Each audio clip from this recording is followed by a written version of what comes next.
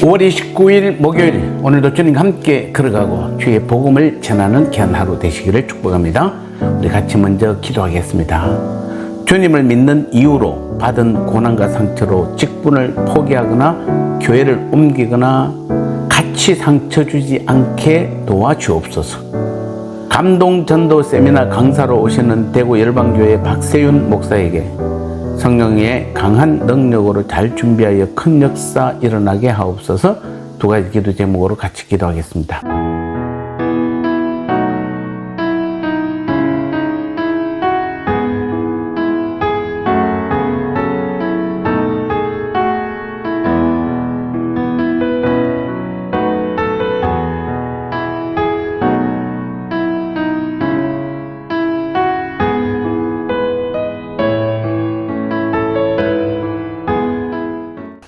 말씀 함께 나누겠습니다. 오늘 제목은 나를 미워하는 사람에게 라는 제목입니다. 사도행전 1장 3절 말씀에 그가 고난받으신 후에 또한 그들에게 확실한 많은 증거로 친히 살아계심을 나타내사 40일 동안 그들에게 보이시며 하나님 나라의 일을 말씀하시니라. 아멘.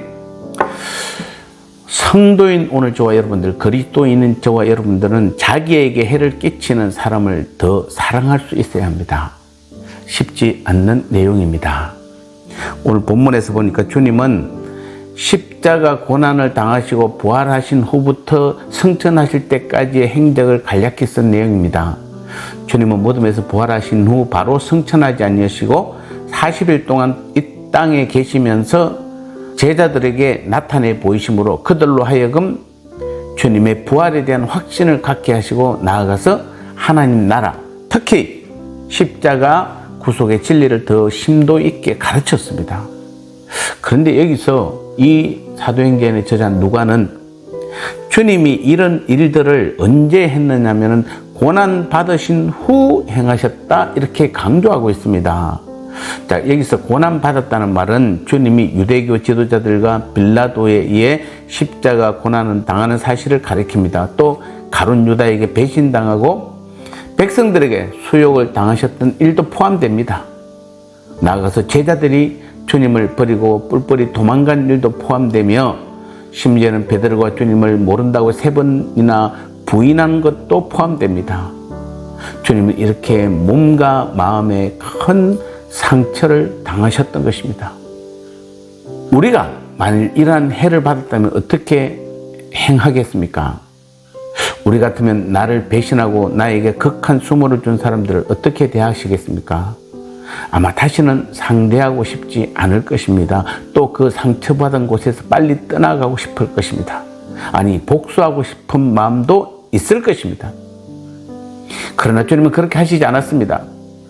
주님은 오히려 그 고난받은 곳 예루살렘에서 다시 제자들을 모아 그들을 더 사랑하시고 더 큰 사명을 주시며 더 하나님 나라의 비밀을 열심히 가르쳐 주셨습니다. 자신을 십자가에 못 박아 죽인 예루살렘을 미워하며 떠나지 않으시고 제자들로 하여금 그들을 위해 복음을 전가하도록 하였습니다. 우리는 주님의 이러한 거룩한 의지를 본받아야 합니다. 우리가 주의 일을 하다 보면 영육간의 상처를 받고 고통을 당하는 일이 얼마든지 있을 수 있습니다. 사람들의 오해도 받고 질투와 시기를 당하는 경우도 있습니다. 특히 열심히 일하는 성도가 주로 이런 일들을 더 잘 당합니다. 그럴 경우 많은 성도들이 주의 일을 포기하거나 자기에게 해를 끼친 자들을 미워합니다. 심지어 복수하고 싶은 마음을 가지기도 합니다. 또 교회에서 그런 일을 당하면 미움과 원망으로 직분을 버리고 교회까지 떠나버리는 경우도 있습니다. 그러나 진정으로 충성스러운 성도는 자기에게 해를 준 교회, 자기에게 상처를 준 사람들을 곁을 결코 떠나지 않습니다. 끝까지 충성하여 사람들의 오해를 풀게 만들고 선으로 악을 이깁니다. 도피자가 아니라 승리자의 자리에 섭니다. 사도 바울은 유대교인들이 자신을 돌로 쳐서 거의 죽게 만들었던 루스드라에서 다시 그곳에 가서 더 믿음을 건면하는 일을 했습니다. 우리가 주님께서 주신 직분과 사명을 제대로 행하려고 하면 주님처럼 고난 당하는 일은 필연적입니다. 세상은 주님께 속하여 진리와 의를 행하는 성도들을 미워하는 것입니다. 그러므로 오늘 저와 여러분들은 성도라는 이유로, 그리스도인이라는 이유로 세상으로부터 당연히 받게 되는 상처를 좀 받았다고 해서 직분을 포기하거나 같이 상처를 주는 일을 행하는 것은 결코 옳지 못합니다. 교회 안에서도 마찬가지입니다. 그것은 사단에게 패배를 당하는 일입니다. 우리는 오직 주님처럼 고난받는 그곳에서 오히려 하나님의 사랑과 복음의 삶을 나타내므로 하나님께도 인정받고 사람들로부터 결국 칭찬받는 승리하는 성도들이 되시기를 축복합니다.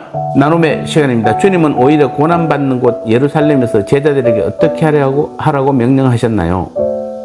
우리도 주님을 믿는다는 이유로 세상으로부터 상처를 받을 때 어떻게 해야 하나요?